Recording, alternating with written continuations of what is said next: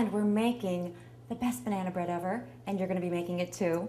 And now what we're gonna do is we're gonna add the nuts. Now, when I'm adding walnuts, you can buy whole walnuts and just crack them open. You can get walnuts that are already pretty small, or you can grind them, okay? And obviously this is your basic nut grinder. You know, you put the nuts in on the top, grind away, you've got ground nuts. No rocket science going on there.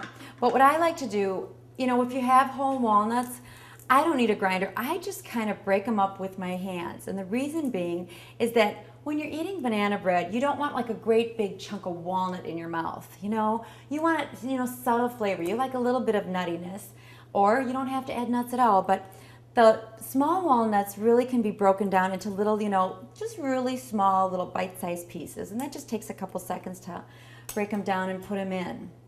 Now, if you're a person that wants your banana bread to have pecans in it, I highly recommend grinding pecans. Pecans are a little harder to break up, and when they're ground, they add a very, very subtle flavor. So I've always made banana bread either with walnuts or pecans, but today we're doing walnuts. Alrighty? So as you see, you just break those up, and these came in a, you know, the smaller bag. They weren't full walnuts, so they're smaller to start with. And then of course, you just mix those in. And after you look at your mixture, it should look a little bit watery. It's not a stiff mixture because we're making banana bread, alrighty?